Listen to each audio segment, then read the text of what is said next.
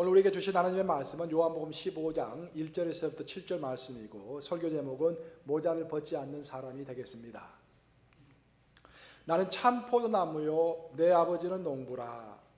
물은 내게 붙어 있어 열매를 맺지 아니하는 가지는 아버지께서 그것을 제거해 버리시고 무릇 열매를 맺는 가지는 더 열매를 맺게 하려 하여 그것을 깨끗하게 하시느니라. 너희는 내가 일러준 말로 이미 깨끗하여졌으니 내 안에 거하라. 나도 너희 안에 거하리라. 가지가 포도나무에 붙어 있지 아니하면 스스로 열매를 맺을 수 없음같이 너희도 내 안에 있지 아니하면 그리하리라. 나는 포도나무요 너희는 가지라. 그가 내 안에 내가 그 안에 거하면 사람이 열매를 많이 맺나니 나를 떠나서는 너희가 아무것도 할 수 없음이라. 사람이 내 안에 거하지 아니하면 가지처럼 밖에 버려져 마르나니 사람들이 그것을 모아다가 불에 던져 사르느니라. 너희가 내 안에 거하고 내 말이 너희 안에 거하면 무엇이든지 원하는 대로 구하라. 그리하면 이루리라. 살아계신 하나님의 말씀입니다. 아멘. 이 더운 것 같은데 에어컨을 좀 틀어주는 게 필요하네요. 필요한 것 같네요. 사람들이 좀 더운 것 같아요. 보니까. 여러분 방금 읽으신 말씀 참 은혜가 되지 않습니까? 그 말씀 하나만으로 오늘 설교 다 끝입니다. 사실. 너희가 내 안에 거하고 내 말이 너희 안에 거하면은 무엇이든지 원하는 대로 구하라. 그래야면 이루리라. 우리가 예수님 안에 거하고 예수님의 말씀이 우리 안에 거하면은 무엇이든지 우리 마음에 원하는 대로 구하면은 하나님께서 이루어지신다. 그런 말입니다. 여러분들 여기 미국에서 한인으로서 최초로 의사가 된 사람이 누군지 아세요? 미국에서 최초로 한인으로서 의사가 된 사람. 서재필 박사입니다. 서재필 박사. 그 서재필 박사와 오늘의 본문 방금 읽은 요한복음 15장과는 아주 밀접한 관계가 있는 그런 성경 구절입니다. 서재필 박사는 아주 청년의 시절 때 조선의 정부 장학생으로 선발이 되어가지고 일본으로 유학을 했습니다. 일본에서 1년간 머물면서 일본 육군 학교에서 훈련을 받고 조선으로 귀국해서 이제 훈련관이 되어가지고 병사들을 훈련시키는 그런 역할을 하고 있었습니다. 그러던 중에 개혁파들과 손이 맞아가지고 같이 나라의 발전을 위해서 근대화를 위해서 일종의 쿠데타인 갑신정변을 일으키게 되는 것입니다. 그 갑신정변이 3일 천하로 3일 만에 끝이 나고 체포될 위기에 처하게 됩니다. 그래서 목숨을 부지하기 위해서 서재필 박사는 일본을 경유해서 미국으로 망명하게 되는 것입니다. 말이 망명이지 미국에 와서 보니까 언어도 통하지 않고 먹을 것도 없어서 너무 배가 고팠습니다. 그래서 필수적으로 직장을 구했는데 그가 구했던 첫 번째 직장이 가구점에 전단지를 풀로 벽에 붙이는 그 직장을 처음으로 얻게 되는 것입니다. 하루 일당이 2불이었습니다. 그 2불을 받고 수십 마일을 달려가면서 많이 붙여야 하니까 그래야 일당을 받을 수 있으니까 많이 붙이면서 그렇게 일을 했던 것입니다. 그리고 그렇게 힘든 가정 가운데서도 밤이 되면 YMCA에 가서 영어를 배웠고 특별히 바로 그때 어려운 시기에 예수님을 만나게 됩니다. 그래서 교회에 출석하면서 그렇게 배고프고 힘든 시절에 가장 위로가 되었던 것이 이 교회 생활이었다고 합니다. 근데 교회에 가서 성경 말씀을 보게 됐는데 목사님의 설교를 듣다가 요한복음 15장을 알게 되었습니다. 그 요한복음 15장을 읽으면 읽을수록 자기 마음에 그렇게 와 닿는 것입니다. 나는 포도나무요 너희는 가지니 저가 내 안에 내가 저 안에 있으면은 이 사람은 가시를 많이 맺나니 너희가 나를 떠나서는 아무것도 할 수 없습니다. 나를 떠나서는 아무것도 할 수 없습니다. 이 나라를 한번 바꿔보겠다고 갑신정변을 일으켰던 쿠데타를 일으켰던 서재필 박사의 입장에서는 하나님을 떠나서 내가 그 어떤 계획을 위대한 계획을 세워도 일시적인 성공뿐이고 또 성공 자체도 어렵구나라는 것을 절실하게 깨달았을 것입니다. 너희가 내 안에 거하고 내 말이 너희 안에 거하면 무엇이든지 원하는 대로 구하라. 그래야면 이루리라. 지금 자기 자신의 처지가 망명자의 처지에서 외롭고 배고프고 힘들고 미래의 희망이 전혀 보이지 않는 상태에서 눈이 번쩍 뜨였을 것입니다. 아, 내가 예수님 안에 거하고 예수님의 말씀이 설교 말씀이 되었던, 성경 말씀이 되었던 그 말씀을 받고 은혜 받은 것이 내 마음속에 머물기만 하면은 내가 무엇을 기도하든지 우리 하나님께서 받고 응답해 주실 것이다 라는 그 말씀을 듣고서 그 젊은 청년이 얼마나 힘이 났겠습니까? 그는 지금으로부터 130년 전인 1885년에 21살의 나이로 미국에 옵니다. 그래서 21살의 나이였지만 고등학교에 입학합니다. 21살에 늦게 이제 입학하는 것이죠. 그래서 3년 만에 고등학교를 졸업하고 똑똑한 것 같아요. 똑똑했기 때문에 졸업 연설도 이제 맡아서 합니다. 대표로. 상당히 똑똑했는데 대학을 가고 싶었는데 등록금을 구할 길이 없어서 결국 대학을 진학을 못합니다. 서재필 박사가. 그래서 그 낭만 가운데서 이제 또 새로운 직장을 구하게 됐는데 어떻게 하다 보니까 우연하게 미 육군 참모부 도서관장을 만나게 되는 거예요. 근데 미 육군 참모부 도서관장이 딱 보니까 어떤 노란 얼굴을 한 꾀째째한 어떤 동양인이 하나 있는데 영어를 제법 하거든요. 이게 굉장히 신기한 거야. 그 당시에는 아시안으로서 영어를 제대로 하는 사람이 거의 없었기 때문에 굉장히 신기한 거예요. 그래서 불러서 물어봤어요. 너 혹시 중국어하고 일본어 할 줄 아냐고. 왜냐하면 그 당시에 동양에서 수천 권의 책이 미 육군 도서관으로 도착을 했는데 동양어를 아는 사람이 없어가지고 분류 작업을 못하고 있었던 것입니다. 그래서 서재필 박사는 야, 기회구나. 근데 중국어와 일본어를 아주 잘은 못하는 거야. 그렇지만 내가 한번 용기를 내서 시험을 보자. 그래서 시험 한번 보겠습니다. 라고 해서 특별 시험을 보게 되는 것입니다. 서재필 박사가 중국어와 일본어 특별 시험을 보게 되는데 얼마나 기도를 많이 했겠습니까? 내 일생의 항로가 바뀌어지는 그런 순간입니다. 주님 힘을 주시옵소서. 시험을 잘 통과하게 해주시옵소서. 간절히 기도 중에 시험장에 갔다고 합니다. 그 시험 문제를 딱 펴서 봤는데 그 문제가 뭐였냐? 오늘 읽은 요한복음 15장을 중국어와 일본어로 번역하시오라는 그런 문제였다라는 것입니다. 서재필 박사가 얼마나 놀랐겠어요. 눈물로 철철 눈물을 흘리면서 여기에 친구가 누가 있습니까? 자기를 알아주는 사람이 누가 있습니까? 멸시하고 천대받고 정말 희망이 없는 상태에서 오직 요한복음 15장 말씀 붙들고 포도나무 대신 예수님, 내가 그 안에 붙어있기만 하면은 결국 예수님이 나를 살리신다라는 것을 그 말씀이 위로가 돼가지고 항상 읽고 묵상했던 그 말씀인데 그 말씀이 시험 문제로 탁 나온 거예요. 할렐루야. 100점. 그래서 그 시험 문제를 잘 풀어서 드디어 이제 취업을 하게 되고 그것으로 만족하지 않고 그 사람은 이제 의과대학에 진학해서 해서 공부를 합니다. 그리고 의사가 된 다음에 미국인 부인을 만나서 사랑하는 부인과 결혼하고 평생을 결국 독립을 위해서 자신의 재산과 자신의 지식과 자신의 열정을 바쳤던 것입니다. 그래서 서재필 그 박사 이름이 지금까지도 우리의 역사에 남아있는 것입니다.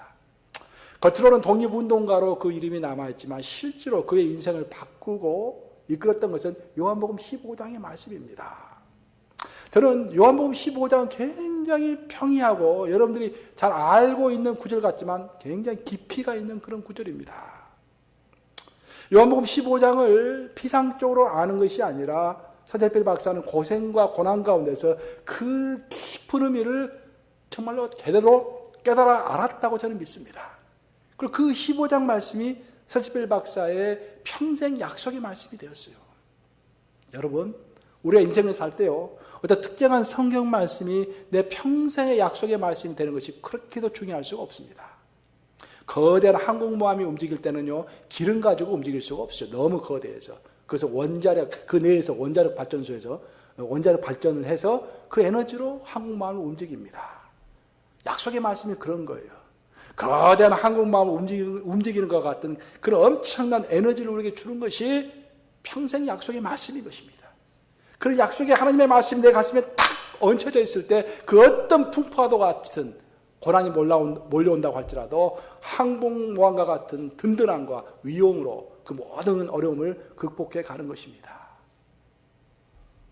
오늘의 본문 말씀은 우리 기독교에 있어서 비밀 요리법, 레시피와 같은 것입니다. 여러분들 어떤 맛있는 음식을 보면 레시피가 뭐냐 좀 가르쳐 달라고 하잖아요. 레시피. 예. 레시피와 같은 말씀이에요. 기독교의 참 진가, 참맛을 보여주고 있는 그런 구절입니다. 과연 우리 기독교인만이 가지고 있는 특권이 있어야 할 거 아니에요. 그렇죠? 우리 기독교인만이 갖고 있는 특권. 우리의 특권은 물론 영원한 생명을 얻고 천국 가는 것이지만 이 땅에서도 뭔가 다른 특권이 있어야 할 거 아닙니까? 그 특권이 무엇인가를 아주 잘 설명해 놓고 있는 레시피입니다. 우리 크리스찬의 레시피입니다. 그럼 그게 과연 무엇인가? 그래서 우리 먼저 본문 4절 한번 읽어보십시다. 본문 4절 함께 있습니다. 시작.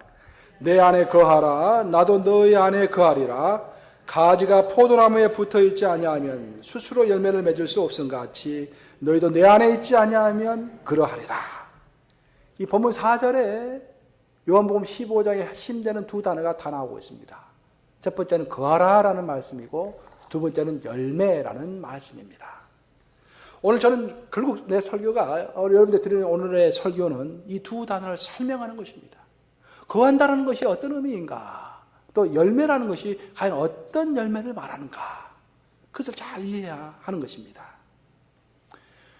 요한복음 15장은 거한다라는 말과 열매라는 말을 번갈아 가면서 이렇게 자주 사용하고 있는데 그 말은 그런 말이에요. 우리가 예수님 안에 거하는 삶을 살면은 아주 자동적으로 열매를 맺게 되어 있고 그 말씀을 반대로 하면서 설명을 하면은 우리의 삶에 열매가 없다면은 아무리 그 삶이 화려하고 정말 신앙생활을 열심히 하는 것 같아도 실제로는 그 사람이 예수님에게 붙어있지 않다라는 증거가 된다라는 것입니다. 여러분, 우리는 우리를 속일 수가 없습니다. 물론 하나님은 우리를 다 아시지만 우리도 다른 사람을 평가할 수가 있어요. 왜냐? 아무리 내가 신앙이 있다고 고백하고 내가 아무리 어떤 직분이 있다고 고백하고 내가 아무리 열심히 한다고 고백하더라도 그 사람의 삶에서 예수의 열매가 없으면은 그 사람이 이미 예수 안에 거하는 삶을 살고 있지 않다는 증거가 되는 것입니다. 그래서 우리 스스로에게 항상 물어봐야 돼요. 내가 이렇게 열심히 신앙생활을 하고 있는데 내 삶에는 정말 열매가 있는 것인가? 먼저 나는 거한다라는 말을 우리가 한번 설명해 보고 싶습니다. 예수님께서 내가 너 안에 거하고 너가 내 안에 거하면은 이 사람을 과실을 많이 맺나니라고 했는데 그러면 거한다는 말이 무엇인가? 거한다는 말은 여러분들이 이제까지 배워온 어떤 핵심적인 그런 기독교의 가치의 종합입니다. 첫 번째는 우리가 believing 하는 것입니다. 믿는 것입니다. 무엇을 믿는가? 우리 기독교는 예수님이 하나님의 아들인 것을 믿는 것입니다. 예수님 안에 거한다라는 것은 첫 번째는 믿는 거예요. believing. 두 번째 믿었으면 두 번째는 receiving 하는 것입니다. 그 하나님의 아들인 예수 그리스도가 내 죄를 없애준 내 구세주라는 것, 그리고 내 인생의 주인 되신다라는 것을 믿는 것입니다. receiving, 받아들이는 것입니다. 그 세 번째는 doing, 실천하는 것입니다. 내 주인 되시는 예수님께서 나라에게 하라고 명령하신 것을 그대로 실천하는 것, doing 하는 것. 그런 세 가지를 해나갈 때 우리가 예수님 안에 거하는 것입니다. 그런데 이 세 가지 외에 또 한 가지 필수적인 것, 반드시 우리가 놓치지 말아야 할, 어찌 보면 더 중요한 것이 하나가 더 있는데 그것이 바로 communicating, 예수님과 함께 소통하고 함께 대화하고 함께 교제해가는 것입니다. 저는 오늘 아침에 새벽에 눈을 딱 떠서 이렇게 일과를 시작했습니다. 하나님 감사합니다. 아버지 사랑합니다. 매일 그래요. 새벽에 눈을 뜨면 아버지 감사합니다. 하나님 사랑합니다. 그렇게 하고 잠깐 기도를 드립니다. 아버지, 제가 주의 종인데 오늘 하루도 주의 종답게 살아갈 수 있도록 내 힘이 약하오니 성령께서 인도해 주세요. 내 온전한 하루를 주님께 맡깁니다. 간단히 기도하고 내려와서 체조를 딱 해요. 국민체조. 한국에서 배운 것 중에서 가장 요긴하게 써먹는 것 중에 하나입니다. 국민체조를 합니다. 그리고 샤워를 해요. 어제 토요일 날은 샤워할 때 그런 이야기도 했어요. 요즘에 러시아 선교를 갔다 와가지고 일이 많이 밀려가지고 설교 준비를 토요일 새벽 설교 준비를 제대로 못했어요. 밤늦게까지 준비했는데 잘 되지 않았어요. 그래서 걱정이 돼서 샤워하면서 하나님께 물어봤어요. 아버지, 오늘 설교 준비가 되지 못했는데 많이 잘 되지 못했는데 어떻게 할까요? 무슨 메시지를 전해야 합니까? 하나님께서 말씀하시는 것 같아요. 아들아 걱정하지 마라. 왜 걱정하느냐? 내가 너에게 말할 건데 단에 서면 일단 너가 할 말을 가르쳐 줄게. 그래서 담대하게 다니셨어요. 그때 말씀이 술술 나와요. 그래서 토요 새벽 기도에 은혜 받았던 사람들이 많았습니다. 어제. 제가 또 아침에 나올 때 이제 물어보는 거예요. 주님, 오늘 예배를 위해서 어떤 옷을 입어야 합니까? 어떨 때는 성령께서 나에게 보통 저는 컬러를 차는데 넥타이를 차라고 그렇게 감동을 주실 때가 있어요. 그럼 넥타이를 차고 옵니다. 그 모습을 또 좋아하는 성도가 있어요. 아마 그래서 아셨기 때문에 나에게 넥타이를 차라고 하셨겠죠. 공항에서 제가 어디 길을 갈 때 혼자 공항에 있을 때는 항상 하나님께 또 물어봅니다. 또 요청합니다. 아버지, 그래도 제가 주님의 종이고 목사인데 차통을 지킬 수 있도록 인도해 주시고 다른 사람이 없다고 할지라도 내가 목사로서 당당하게 정말 이 여행을 끝마칠 수 있도록 아버지 도와주세요. 이런 식으로 계속해서 우리 하나님께 대화해 가는 것입니다. 내 안에 거하라. 거한다는 것이 무엇인가? 아까 말한 것처럼 우리가 믿고 받아들이고 또 우리가 그것을 행동하는 것도 중요하지만 그것의 모든 것에 더하여서 하나님이 나의 가장 친근한 친구요 좋은 자가 되는 것입니다. 저는 서재필 박사가 거기서 승리했다고 생각해요.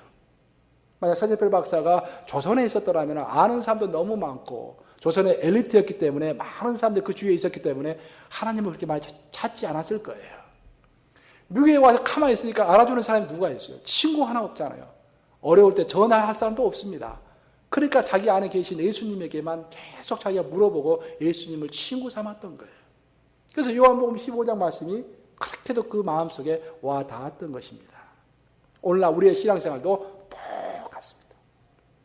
우리의 친구가 누가 되어야 합니까? 예수님이 친구가 되는 것이 우리의 힘인 것입니다. 한번 따라서 해보실까요? 예수님이 우리의 친구가 되는 것이 힘이다. 믿습니까, 여러분? 아멘. 내 안에 거하라라는 명령은 죽을 때까지 계속해서 하나님의 영 안에 거하라 그런 말입니다.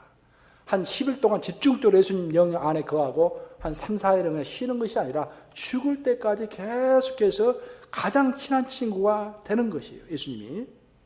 그리고 그 예수님을 아주 깊게 만나기 위해서 몸부림을 치는 것입니다. 사실 우리의 인생의 성공, 또 신앙의 홈런, 어떻게 신앙의 홈런을 칠 것인가? 그것은 아주 간단합니다. 예수님을 깊게 알고 예수님을 지속적으로 만나는 것입니다. 제가 젊은 시절에는 금융기관에서 일을 했습니다. 그래서 이제 어떻게 큰 기업체에다가 몇백 불씩 이렇게 돈을 융자를 대출을 해주면은 그냥 돈을 대출해 주는 것이 아니라 그 회사의 모든 재무제표를 다 분석합니다. 이 회사 제대로 돌아가는 회사인가. 그리고 돈을 주고 나면은 반드시 그 공장에 직접 방문해서 이 사람이 돈을 가지고 제대로 공장을 지었는가 이제 확인해 보는 거예요. 근데 제가 제일 처음에 이제 공장을 갔을 때 일이에요. 보통 그것을 기성이라고 하는데 첫 기성을 갔는데 공장에 들어갔더니 사람도 엄청 많고 저는 깜짝 놀랐어요. 그리고 처음 봤기 때문에 공장이 어마어마하게 커요. 막 거기 기계 소리도 엄청 크고 막 정신이 없는 거야. 그러고 이제 갔는데 저를 마지막 방으로 인도했는데 그곳에 가보니까 통제실로 저를 인도했어요. 통제실에 가서 저는 깜짝 놀랐습니다. 거기는 지죽은 듯이 너무 고요한 거예요.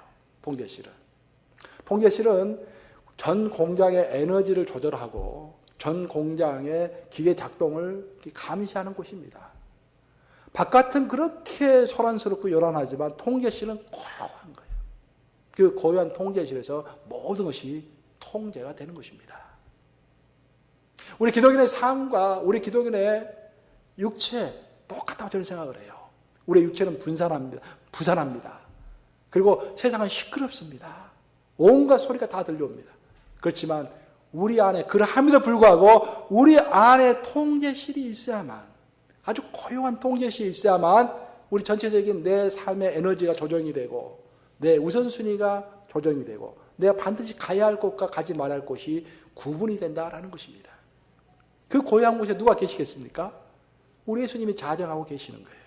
그 고요한 곳에서 우리 예수님은 우리와 대화하기를 원하시는 것입니다. 우리가 시간이 될 때 바쁘다고 말할 것이 아니라 바쁜 중에도 시간을 내서 그 통제실에 계시는 예수님을 만나야 하는 것입니다. 오늘 본문을 통해서 예수님은 우리가 예수님 안에 또 예수님이 우리 안에 거하면은 우리가 열매를 많이 맺는다고 했습니다. 이제까지 제가 거한다라는 의미가 무엇인가를 설명했다면 지금부터는 열매가 무엇인가를 한번 같이 살펴보도록 하겠습니다.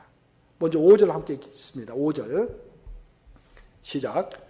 나는 포도나무요 너희는 가지라. 그가 내 안에 내가 그 안에 거하면 사람이 열매를 많이 맺나니 나를 떠나서는 너희가 아무것도 할 수 없음이라. 우리가 예수님 안에 거할 때 어떤 열매를 많이 맺는다고 했는데 우리의 질문은 그거예요. 그러면 열매가 도대체 무엇인가? 알 것 같으면서도 잘 모를 것 같아요. 열매가 뭐겠어요, 여러분? 열매. 여기서 말하는 열매가 어떤 열매겠습니까? 힌트를 주면은 사과나무는 사과 열매를 맺습니다. 감나무는 무슨 열매를 맺을까요? 감열매. 그럼 지금 우리가 붙어있는 나무는 어떤 나무입니까? 예수나무. 그럼 예수나무는 지금 포도는 상징적인 표현이고 예수나무에 붙어있는 거야. 그럼 예수나무는 어떤 열매를 맺겠습니까? 예수 열매를 맺는 거예요. 예수 열매. 심플합니다.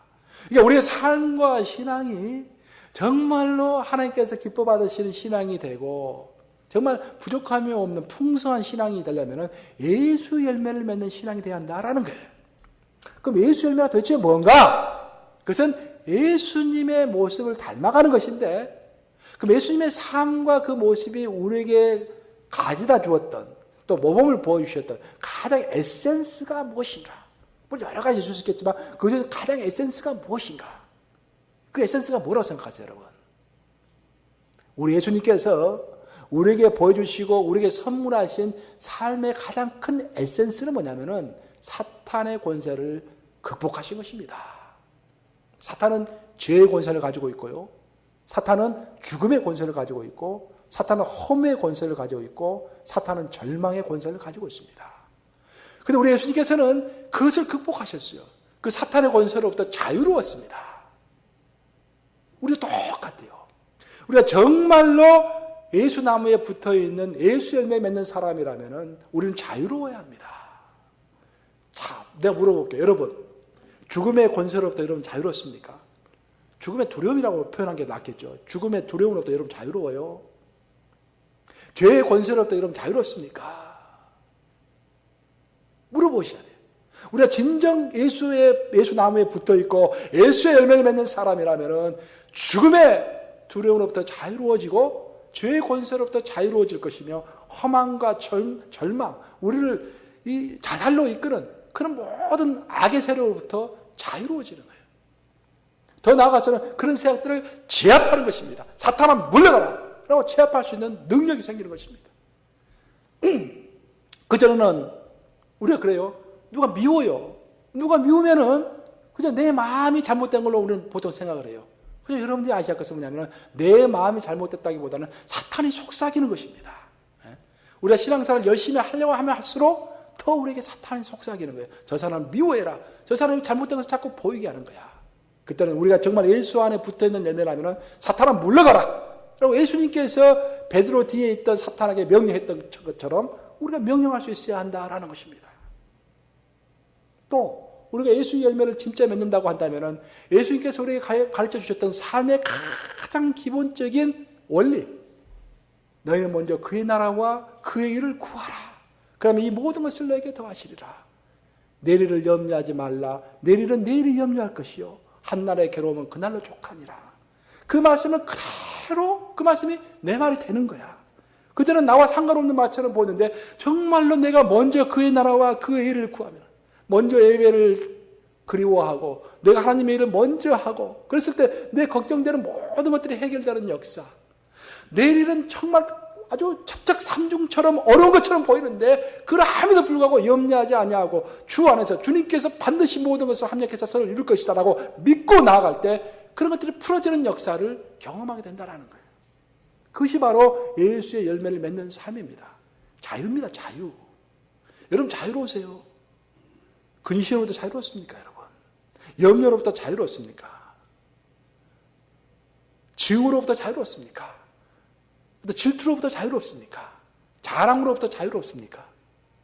예수 열매 맺는 사람들은 진정한 자유를 맺게 된다라는 그런 가르침을 오늘 주는 것입니다. 근데 그것이 내 힘으로는 안 돼요. 내 힘으로 내가 온전히 살려고 하고 내 힘으로 내가 나는 두려워하지 않는다, 나는 두려워하지 않는다, 나는 두려워하지 않는다라고 아무리 내 입으로 외친다고 할지라도 그게 안 된다라는 거예요. 언제 된다? 우리가 그리스도 안에 거할 때. 너가 내 안에 거하고 내 말이 너의 안에 거할 때라고 그랬죠? 오늘 설교 말씀 듣습니다, 여러분. 메모하세요. 메모하시고 핵심적인 것을 자꾸 묵상하세요. 그것이 내 말이 되게 하세요. 예수님의 말이 내 안에 거하게 하세요. 그럼 그 거하는 말의 힘으로 아까 그 한국말 움직이는 그 원자력 에너지와 같은 그 힘이 나를 이끌어서 모든 불안으로부터 모든 근심으로부터 나를 승리하게 하고 예수의 열매 맺는 사람이 되게 한다. 그런 말입니다. 성경은 꽃과 열매를 구분해서 이야기합니다. 여러분 잘 들어보세요. 성경은 꽃에 대한 이야기도 많이 하고 열매에 관한 이야기도 많이 합니다. 성경은 꽃에 대해서 한 30번 정도 언급하고 있습니다. 반면에 열매는 한 90번 정도를 언급하고 있어요. 근데 꽃과 열매는 성경에서 대조적입니다. 꽃은 아름답지만 일시적입니다. 국화꽃이 아무리 아름답다고 할지라도 일시적으로 피었다가 지어버리는 것입니다. 없어지는 것입니다. 하나님은 꽃을 그렇게 우리에게 표현하셨어요. 아름답지만 일시적인 것이다. 근데 많은 사람들이 그 아름다운 것을 추구하려고 해요. 신앙생활을 할 때도 아름다운 신앙생활을 원합니다. 하나님은 그렇게 말씀하시지 않으셨어요. 내가 원하는 것은 열매다라고 말씀하셨어요. 열매는 일시적인 것이 아니라 영원한 것을 바라보는 것입니다. 그래서 우리의 시야가 아름다운 일시적인 꽃 같은 신앙을 추구하기보다는 내가 죽어서 어떻게 될까? 영원한 생명, 하나님과 영원히 거하는 삶, 하나님의 나라의 확장, 그런 영원한 것에 관심이 있다라고 한다면 내가 제대로 열매 맺는 삶을 살고 있다는 또 다른 증거인 것입니다. 오늘 본문 1절을 읽어보시면은 1절에 세 사람이 나오고 있어요. 첫째는 포도나무 대신 예수님, 그리고 두 번째는 가지가 된 우리. 하나의 주체가 더 나오고 있는데 하나의 주체는 또 다른 주체는 누굽니까? 성부 하나님이 나오고 있어요. 성부 하나님은 뭘로 나와 있습니까? 1절에 보면은 농부라고 되어 있어요. 농부. 그러면 포도나무를 맺는 농부가 가장 원하는 것이 아름다운 꽃일까요, 여러분? 여러분이 가수원을 운영한다 해보세요. 아름다운 포도나무를 딱 이제 가수원을 운영하고 있어요. 꽃이 기가 막히게 아름다워요. 근데 열매는 하나도 없어. 포도 열매가. 그럼 화가 나겠어요, 안 나겠어요, 여러분들? 화가 나죠? 아무리 아름다운 것도 다 깎아서 없애버리고 새로 심겠죠? 농부가 원하는 것은 열매예요, 열매. 그렇죠? 똑같아요. 오늘 본문이 말해주고 있는 것은 뭐냐면 농부 대신 하나님께서 우리의 삶에 요구하시는 것은 아름다운 것이 아니라 열매 맺는 것을 원하는 거예요. 아름답게 거창하게 신앙생활하고 행사하고 그런 것이 문제가 아니라 그것을 통해서 열매, 하나님을 더 사랑하게 되고 믿지 않는 영혼들이 하나님을 믿게 되고 하나님의 나라가 확장이 되고 그런 열매를 원하는 거예요. 열매를. 고귀하게 찬양 부르고 이렇게 행사하고 또 그것도 중요하지만 이렇게 팔 걷어붙이고 오늘 바자회 해가지고 스리랑카에 돈도 보내고 학교도 세우고 전도도 하고 그런 것도 또 하나님 보시기에 아름다운 것이다 라는 것입니다. 오늘의 본문을 보시면은 2절에서 또 5절까지 쭉 보시면은 그 열매에 관한 이야기가 계속해서 나오고 있는데 점칭적인 확장입니다. 이게 무슨 말이냐면은 처음에 영어 표현을 보시면은 처음에 no fruit이라는 말이 나와요. no fruit. 열매가 없다라는 말이 나와요. 다음에는 fruit이라는 말이 나옵니다. 열매라는 말이 나와요. 그 다음에는 more fruit이라는 말이 나와요. 더 많이 맺는다라는 말이 나오는데 마지막 말은 much fruit입니다. 풍성하게 더 많이 맺는다 그런 말이에요. 그러니까 요한복음 15장 전체를 쭉 간통해서 보면은 예수님이 원하는 것이 아주 극명하게 드러납니다. 그래서 뭐냐면은 우리의 출발은 미약했다고 할지라도 우리가 시간이 지나면서 더욱더 풍성한 열매를 맺는 것을 원하신다라는 거예요. 어느 정도 수준이 있는 것이 아니라 수준이 없어요. 죽는 그 순간까지 어제보다는 더 많은 열매를 맺기를 하나님은 원하신다라는 것입니다. 그러면은 우리가 매일 살아가면 살아갈수록 더 많은 열매를 맺어야 한다 하는데 굉장히 부담되지 않아요, 여러분들? 그렇게 내가 많이 열매를 맺을 수 있을까라고? 그래서 예수님께서 하나의 방법을 가르쳐 주셨는데 예수님께 붙어 있으라라는 거예요. 그런 말 있죠? 뛰는 놈 위에 어떤 자가 있다? 나는 놈이 있고 나는 놈 위에 어떤 자가 있다? 붙어있는 놈이 있다. 아니 서울에 있는 파리가 아무리 뛰고 날고 해도 뉴욕까지 올 수 있겠어요? 뉴욕까지 못 옵니다. 파리가. 그러니까 파리가 뉴욕행 비행기에 딱 붙어있으면은 쉽게 뉴욕에 오죠. 쉽게 뉴욕에 옵니다. 똑같아요. 우리가 아무리 뛰어도 아무리 날아도 안 됩니다. 그래서 인간의 노력도 중요하지만 성경은 항상 하나님의 은혜를 이야기하는 것입니다. 우리의 노력도 은혜 안에서의 노력이에요. 하나님은 은혜가 먼저입니다. 은혜 다음에 노력이 있는 것입니다. 근데 은혜만 있고 노력이 없으면 방종하게 돼요. 그래서 인간의 노력도 중요합니다. 하지만 그것보다 더 중요한 것은 예수님께 붙어있는 것이 훨씬 중요하다는 것입니다. 왜냐? 우리의 목표는 인간의 노력이 되었던 은혜가 되었던 결국 열매 맺는 것이 우리의 목표예요. 목표는 똑같습니다. 그 목표를 이루기 위해서 인간의 노력을 통해서 열매를 맺을 수도 있고 하나님의 은혜를 통해서 열매를 맺을 수 있는데 그 모든 걸 통틀어 가지고 하나님께서 가장 원하시고 가장 효과적인 방법이 예수님 안에 붙어있는 것이다. 예수님이 진정한 내 친구가 되고 예수님이 진정한 내 길의 인도자가 될 때 자연스럽게 예수 열매는 맺혀지게 되어 있다라는 것입니다. 이제 말씀을 마무리합니다. 이 뉴욕에서 그리 멀지 않는 곳에 펜실베니아 주가 있어요. 펜실베니아 주. 이 펜실베니아 주는 윌리엄 펜이라는 장군이 만든 퀘이커 교도들 데리고 와서 만든 그런 주가 펜실베니아 주입니다. 그래서 펜실베니아라는 그 이름 자체가 윌리엄 펜, 그 펜 장군의 이름을 따라서 펜실베니아라고 하는 거예요. 그 펜 장군이 굉장히 유명한 장군인데 그 사람이 예수님과 더불어서 평생 동안 스승으로 삼고 존경하고 따랐던 사람이 딱 한 사람이 있었습니다. 그 사람이 누구냐면 조지 팍스, 퀘이커 교도를 창시한 사람이에요. 조지 팍스. 근데 조지 팍스는 원래 구두 수송공이었습니다. 뭐 영적 리더가 되기에는 좀 약간 부족한 그런 백그라운드입니다. 근데 굉장히 경건했어요. 그래서 윌리엄 펜 장군이 그를 만난 다음에 조지 팍스를 평생 스승으로 모시고 이제 살아간 거예요. 근데 조지 팍스가 설교를 하는데 이제 설교할 때는 주로 한 가지만 가지고 설교를 집중적으로 했어요. 그게 뭐냐면은 내면의 그리스도, 또 하나님의 시, 그런 이야기를 자주 했습니다. 요한복음 15장 말씀이에요. 뭐냐면은 우리 안에 하나님께서 계신다라는 거예요. 그리스도의 시가 있다라는, 하나님의 시가 있다라는 거예요. 내 내면에 그리스도가 계시다라는 것입니다. 그래서 우리는 세상 지혜로 세상을 살아갈 것이 아니라 항상 내 안에 계시는 예수님께 물어보면서 예수님의 지혜와 예수님의 인도를 따라서 세상을 살아갈 때 승리한다라는 것을 평생 동안 가르쳤어요. 근데 이 사람이 구두 수송공이잖아요. 한 번은 왕을 만났어요, 왕을. 근데 왕 앞에서 전부 모자를 벗어야 하잖아요. 근데 모자를 안 벗은 거야, 이 사람이. 그래서 난리가 난 거예요. 왕 앞에서 왜 모자를 벗지 않으시오? 그 사람이 그렇게 대답했습니다.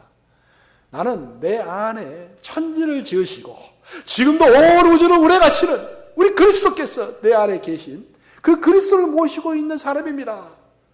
나보다 더 존귀한 사람이 이 세상에 어디 있습니까? 내가 어찌 왕 앞에서 모자를 벗을 수가 있겠습니까? 또 끝까지 모자 벗기를 거부했던 사람입니다. 사랑하는 여러분, 여러분은 여러분 안에 누구를 모시고 살아가고 계십니까? 또 여러분은 누구 안에 거해서 살아가고 있습니까?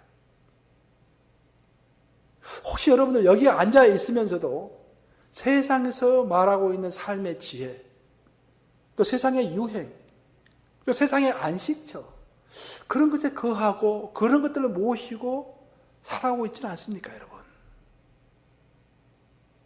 우리가 확실히 알아야 할 것은 우리 안에 거하고 계시는 분은 온 우주를 만드시고 지금도 온 우주를 운행하고 계시고 그러함에도 불구하고 나 같은 하찮은 존재 안에 거하시면서 나를 진실로 이끄시고 내 친구가 되기를 원하시는 그리스도가 내 안에 계시다. 그래서 우리는 그 그리스도 생각할 때 왕 앞에서도 모자를 벗을 수 없는 그런 존귀한 존재들입니다. 이미 우리를 존귀하게 여기셨고 이미 우리 안에 거하시는데 우리가 그것을 모르고 내 자신의 존귀함도 모르고 내 안에 거하시는 그분의 존귀함도 모르면서 인생을 살아갈 수 있다는 것입니다. 지금 이 순간부터 여러분들 그 무엇을 하시든지 그 어떤 어려움이 있다든지 통제실 안에 계시는 그 고요 가운데 계시는 항상 그 예수님께 물어보시고 동행하시고 거하심으로 항상 승리하는 삶을 사시기를 주님의 이름으로 축복합니다.